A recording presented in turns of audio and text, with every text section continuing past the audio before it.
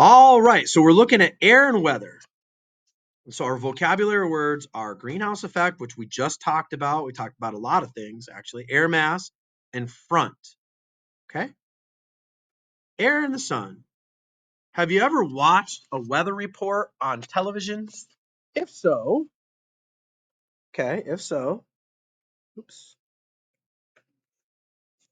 you know that temperature, air pressure, and wind are some of the things that are reported.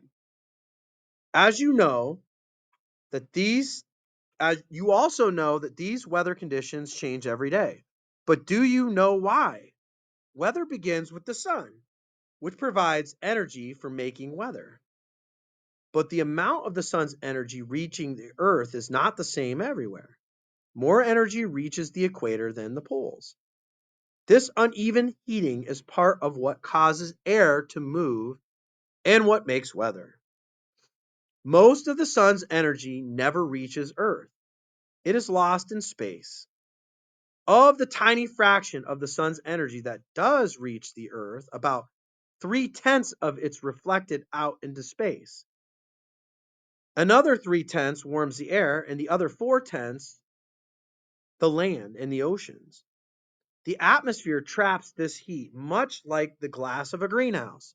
Without this greenhouse effect, Earth would reflect most of the sun's energy back into space, and Earth's surface would be too cold to support life. So we need those gases that trap the heat in, a certain amount of them, right? How does the atmosphere work like a greenhouse, right? And I think that's right up here. We just read it. All right. So there it is. Most of the sun's energy bounces back out into space, but some of it's trapped inside the atmosphere. That's a good thing. All right. So here we have air mass formations. All right. And we're going to talk more about this tomorrow, but air masses.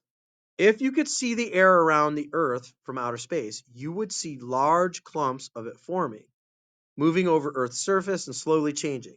These huge bodies of air, which can hover or cover thousands of kilometers, are called air masses. Like air heated by a hot road, an air mass has the same general properties as the land or water that it forms over. So, if an air mass forms over the ocean, is it going to be dry or is it going to be moist and damp? Yes, right? If it forms in northern Canada, is it going to be cold or is it going to be warm? All right, there you go. Right? Okay, so it's going to have the properties of the land that it forms over, right? Two properties, moisture content and temperature, are used to describe air masses. Moist air masses form over water. Air masses that form over land are generally dry. Air masses that form near the Earth's poles are cold, and air masses that form near the tropics or areas near the equator are warm. The map shows air masses forming and moving over the North American continent. You can see a polar air mass bringing cold, dry air from the north into the United States.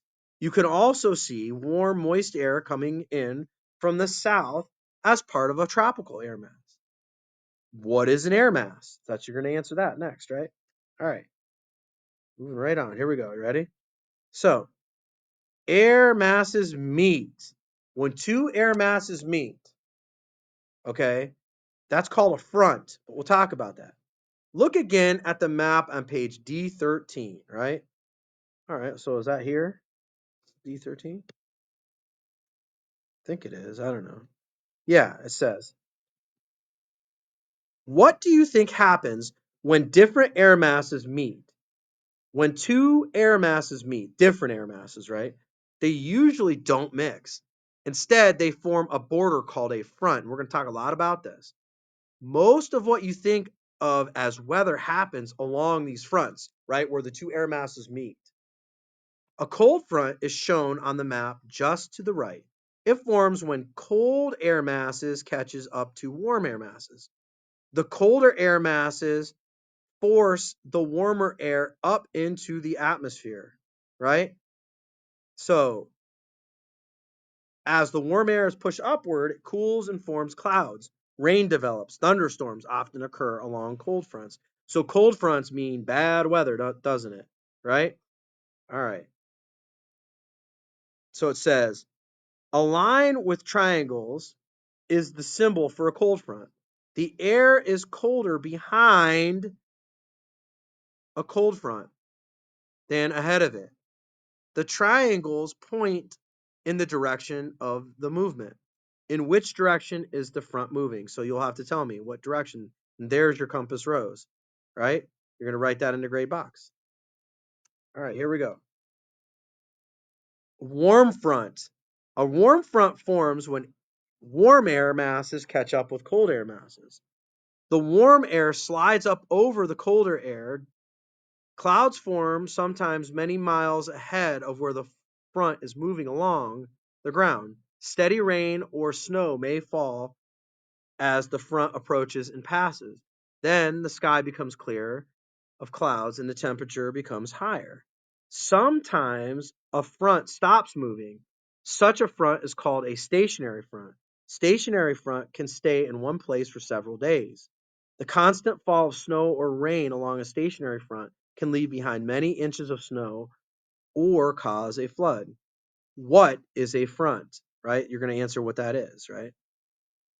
So we have where's that? Is there? Oh yeah, right here. Come right up to this. Okay. Let's check this out. This is a cold front, right? When a cold air mass meets a warm air mass, it shoots warm air up into the atmosphere. That causes thunderstorms, right? So if you look down here, though, when a warm air mass catches a cold air mass, the warm air kind of goes up over that cold air, and it causes mild weather, right? All right, let's keep going. You ready? Air masses move. You can see air masses moving from place to place by watching how weather forms and changes. In the investigation, you built a device to measure wind speed. Yeah, we'll maybe do that. Wind speed often increases as a front approaches. Wind direction also changes. Air pressure also changes as air masses move over an area. As a front moves closer, air pressure drops. Air pressure rises as a front moves over the area. Temperature, too, changes as a front moves over an area. Warmer air is brought into a region by a warm front. Likewise, the temperature goes down when a cold front moves over an area. How does air pressure change as a front moves toward and then over an area? How does the air pressure change? You'll find that right up in that paragraph, okay?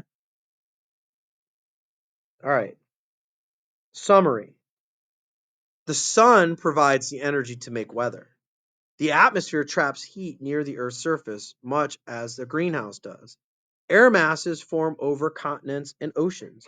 When two air masses meet, they form a front. Fronts are the areas where most weather happens. Okay, you can see where you're going to answer your questions there. I want you guys to partner up, and I want you guys to answer the questions as you reread. You can follow me on this because I'm going to post it. All right, Tadero